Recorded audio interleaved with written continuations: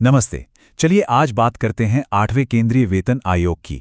आखिर ये है क्या और इससे सरकारी कर्मचारियों और पेंशन भोगियों की जिंदगी पर क्या असर पड़ सकता है। आइए इसे आसान भाषा में समझते हैं। तो सबसे बड़ा सवाल जो लाखों सरकारी कर्मचारियों और पेंशनर्स के मन में घूम रहा है वो यही है कि इस 8वें वेतन आयोग से आखिर क्या उम्मीद की जा सकती है। सैलरी कितनी बढ़ेगी, पेंशन का क्या होगा? इन्हीं सवालों के जवाब ढूंढने की कोशिश करते हैं। देखिए, भविष्य में क्या होगा ये समझने से पहले ये जानना जरूरी है कि ये आयोग असल में है क्या और कैसे काम करता है। तो चलिए सबसे पहले इसके परिचय से ही शुरुआत करते हैं। तो ये वेतन आयोग आखिर होता क्या है, एकदम सरल भाषा में समझिए। ये एक एक्सपर्ट कमेटी है जिसे सरकार बनाती है। इसका काम है हर 10 साल में एक बार केंद्र सरकार के सभी कर्मचारियों, जिसमें हमारे सशस्त्र बलों के जवान भी शामिल हैं, और पेंशनर्स, इन सबकी सैलरी, अलाउंस और दूसरे फायदों को रिव्यू करना और उसमें जरूरी बदलावों की सिफारिश करना।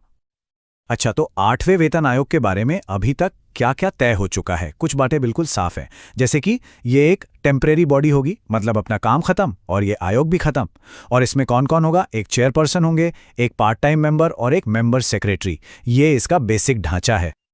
अब आते हैं सबसे जरूरी हिस्से पर, यानी वो गाइडलाइंस या कह लीजिए वो रूल बुक, जिसके आधार पर ये पूरा आयोग काम करेगा। आखिर किन बातों को ध्यान में रखकर ये अपनी सिफारिशें देगा? देखिए, आयोग को साफ साफ 5 बड़ी बातें कही गई हैं। पहली, देश की आर्थिक हालत कैसी है, इसका ध्यान रखना है। दूसरी, ये देखना है कि सैलरी बढ़ाने के बाद भी देश के विकास और बाकी जरूरी योजनाओं के लिए पैसा बचा रहे। तीसरी, जो पेंशन स्कीम्स हैं उनका सरकार पर क्या असर पड़ रहा है, उसे भी एनालाइज करना है। चौथी बात, इसका असर सिर्फ केंद्र पर नहीं, राज्य सरकारों पर भी पड़ता है, तो उसका भी हिसाब लगाना होगा। और पांचवा, ये भी देखना है कि प्राइवेट सेक्टर में सैलरी स्ट्रक्चर कैसा है, ताकि एक बैलेंस बना रहे। ठीक है, तो ये सब होगा कब? इस पूरी प्रक्रिया की टाइमलाइन क्या है और कौन सी तारीखें हमारे लिए जरूरी हैं? चलिए उस पर एक नजर डालते हैं। ये जो टाइमलाइन है, इससे हमें एक मोटा मोटा अंदाजा मिल जाता है। देखिए, अक्टूबर 2025 में गाइडलाइंस को मंजूरी मिलने की बात है। उसके बाद आयोग को अपनी रिपोर्ट देने के लिए पूरे 18 महीने का वक्त मिलेगा। और सबसे बड़ी बात, उम्मीद यही की जा रही है कि नए पे स्केल 1 जनवरी 2026 से लागू हो जाएंगे। हाँ, अगर थोड़ी बहुत देरी हुई तो ये मामला 2027 तक भी जा सकता है। और अब वो सवाल जिसका सबको बेसब्री से इंतजार है, आखिर सैलरी बढ़ेगी तो कितनी? क्या उम्मीदें हैं वेतन वृद्धि को लेकर? लेकिन एक मिनट, आगे बढ़ने से पहले एक बात बिल्कुल साफ कर देना जरूरी है।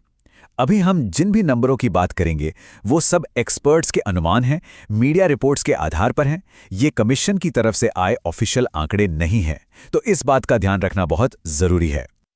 तो जो सबसे बड़ी चर्चा है वो ये है कि ओवरऑल सैलरी हाइक करीब 30 से 34% तक हो सकता है।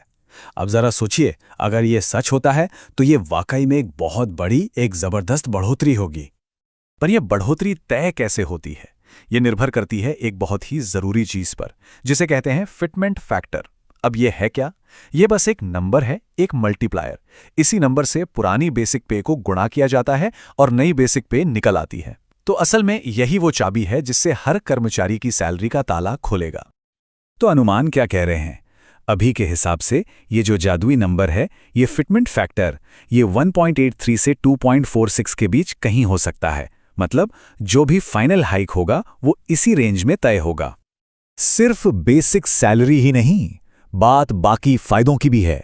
जो जरूरी अलाउंस हैं, जैसे डीए यानी महंगाई भत्ता, एचआरए यानी मकान का किराया भत्ता, और टीए यानी ट्रैवल अलाउंस, इन सब की भी समीक्षा होगी। और हां, पेंशनर्स के लिए भी एक बेहतर पेंशन स्ट्रक्चर की पूरी उम्मीद है। सुनने में तो ये सब बहुत अच्छा लगता है ना, लेकिन इन उम्मीदों और हकीकत के बीच कुछ बड़ी चुनौतियां भी हैं। ऐसा नहीं है कि ये सब इतना आसान होने वाला है। और यही है सबसे बड़ा टेंशन पॉइंट। आयोग को एक बहुत ही नाजुक बैलेंस बनाना है।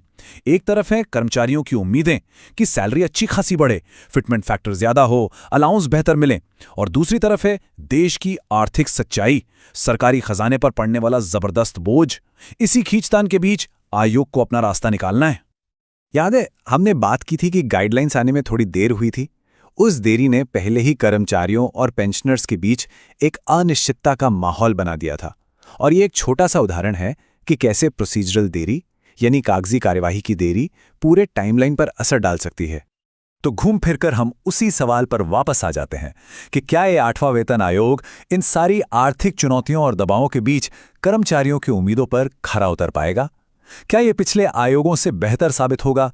ये वो बड़ा सवाल है जिसका जवाब फिलहाल तो भविष्य में ही छिपा है।